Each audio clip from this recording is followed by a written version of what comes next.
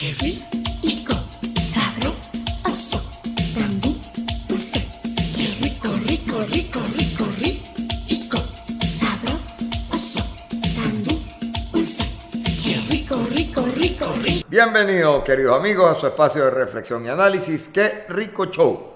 Continuamos la evaluación del devenir electoral de Venezuela. Hace un rato me enteré que el general Visconti se inscribió, que se ha inscrito que Henry Falcón fue postulado, que unos sectores de COPEI no apoyan que COPEI apoya a Henry Falcón, que una parte de la MUD no apoya que otra parte de la MUD quiera apoyar a Henry Falcón, y otra parte de la MUD dice que se va a tener para ver qué va a hacer.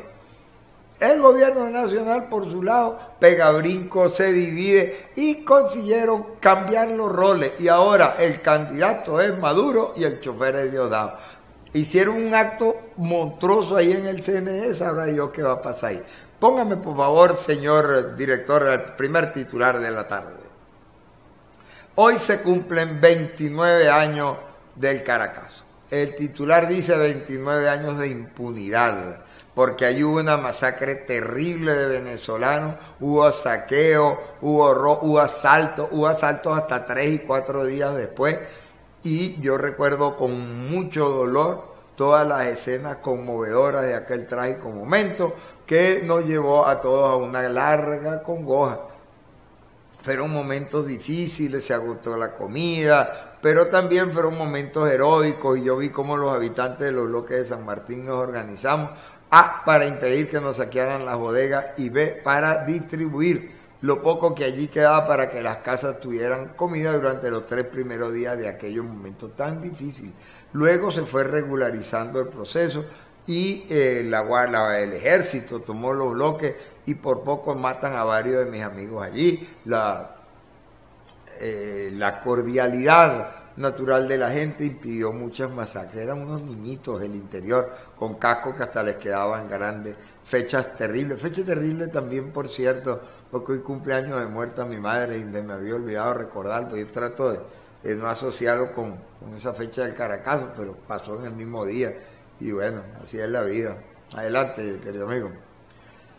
El Consejo Interamericano de Derechos Humanos exhortó a Maduro a aceptar la ayuda humanitaria. Mientras el Consejo Interamericano de Derechos Humanos dice eso, una seguidora nos dice desde Colombia que las cifras esperadas de muertes de niños por enfermedades previsibles y curables en Venezuela va a sufrir un incremento hasta el 50%, es decir, entraríamos en la cifra, si no de un genocidio, de una auténtica crisis humanitaria que fue negada por un tarifado español que pasó por aquí para decir que aquí no se vive tan mal como se vive en África, porque aquí los enchufados del gobierno le brindan caña fina a ese lambucio. Adelante. El chavismo ha estado jugando con las instituciones a su antojo, demostrando que acá en Venezuela no estamos en ningún proceso electoral democrático. Estamos frente a un proceso que depende de los caprichos de un partido político. Por eso ellos adelantan o atrasan elecciones según su antojo, con tal de mantenerse en el poder. Es gracias a esa libérrima concepción del uso de las instituciones que tiene el chavismo que se ha estado abriéndosele las posibilidades a negociaciones y reajustes en la fecha, pero al final de cuentas queda claro para todos nosotros que enfrentamos un proceso electoral no democrático. Esta es una pelea por la conquista de la democracia. Adelante.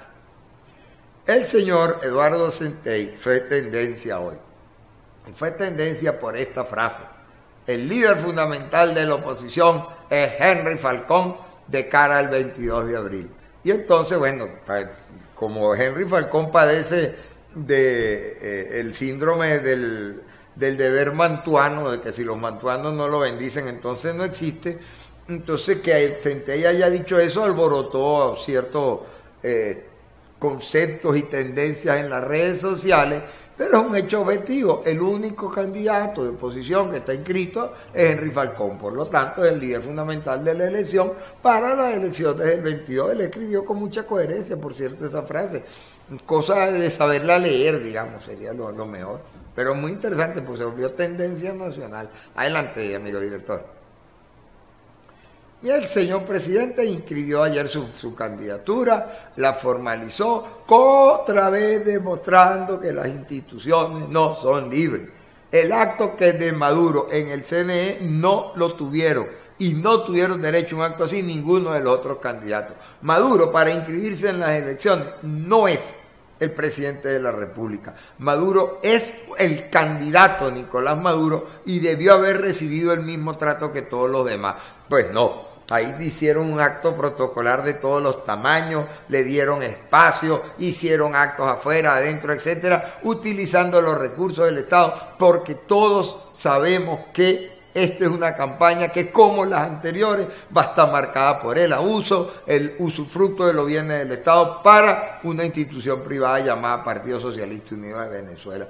Aquí nadie se está chupando el dedo, nosotros vamos a pelear el proceso electoral, vamos a pelear en cada uno de los rincones donde nos pongan condiciones o no para pelear, pero nos mantenemos porque no vamos a tomar las armas, no tomamos el camino armado y tomamos este camino pacífico. Nos pongan el nombre que nos pongan. Adelante.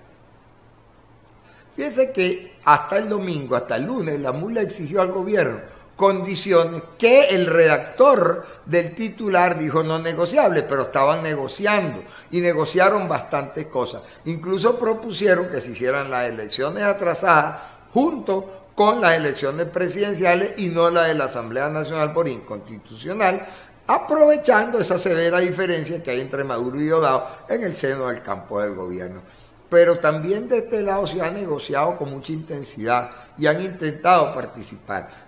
Hay una propuesta de la Iglesia Católica de crear un frente amplio donde aceptan a los partidos políticos para reconducir la dirección de un segmento de la oposición. La política se hace con la gente que participa y en la forma que participa. Cuando se conforme el Frente Amplio, veremos su desarrollo, veremos su profundidad y estableceremos las relaciones políticas correspondientes. Por el momento es una alternativa política sin propuesta para su desarrollo, pero supongo que saldrán porque pues la conferencia episcopal ha mostrado mucha sustancia a la hora de elaborar políticas en Venezuela. Adelante. Mientras tanto, el pueblo venezolano sigue pasando las de Caín. Usted no se ha dado cuenta que cuando va a comprar queso, semana a semana está más caro, y a veces día a día. Pues resulta que la Guardia Nacional se dedica a incautar queso en todas las alcabalas, y el quesero va dejando diezmos en cada alcabala, y entonces ese diezmo, ese dinero, esa coima que le cobran a los transportistas del queso, lo termina pagando usted y lo termino pagando yo en el desayuno, en el almuerzo, en la cena, cuando coma cada vez más difícil pueda comer queso. Y parece que del Zulia es la matraca, es la más brutal. Ahora vimos que hubo matraca desde Apure y los productores armaron un berrinche, porque el queso llanero, ese que uno raya en la mañana, resulta que se multiplicó por 2 de la noche a la mañana. ¿Por qué? Porque la Guardia Nacional lo estaba secuestrando. Gobierno de ladrones, gobierno de delincuentes que paga el pueblo a que están robando. Nada nuevo, seguimos en la pelea, seguimos denunciando. Adelante, compañero director. Una cosa muy terrible. Hoy que mencioné a mi mamá, yo recuerdo que nos costó convencerla de que no cobrara la pensión el día que salían los reales, porque los atracadores les robaban la pensión a la salida de los bancos. Pues ahora no hay efectivo, entonces no puede bancarizarse la gente y les dan efectivo solo el día que pagan y si no se acaba el efectivo. Pues 3 jubilados murieron cuando hacían cola para cobrar su pensión. Esa es una noticia que si yo fuese dirigente de este país estaría muerto de la vergüenza, y como soy un opositor a este régimen lo que estoy es lleno de ira, porque esta incapacidad manifiesta, envuelta en una corrupción putrefacta, es la que mató a esos 3 señores. No se sientan tranquilos con su conciencia, porque esas muertes penden del alma de ustedes, y eso se paga. No hay problema, eso se paga. Bien, el país se sigue moviendo, sigue teniendo actividades, y pues como les decía, Venezuela no se rinde. Esa es una consigna que a mí me gusta mucho. Venezuela unida no se rinde. Es hora de cambiar.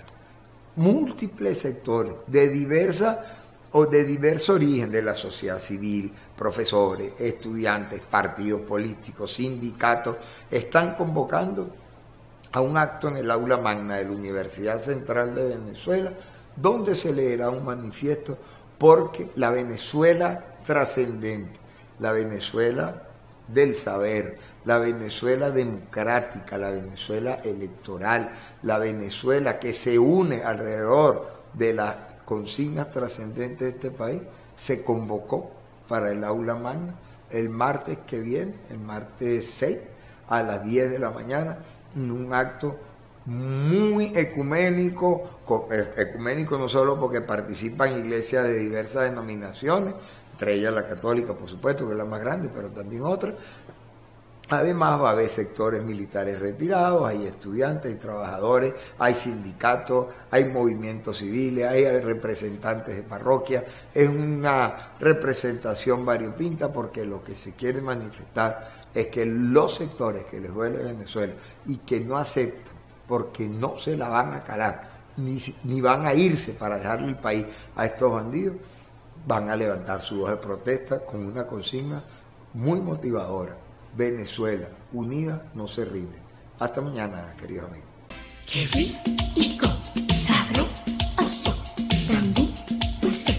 Qué rico, rico, rico, rico, rico.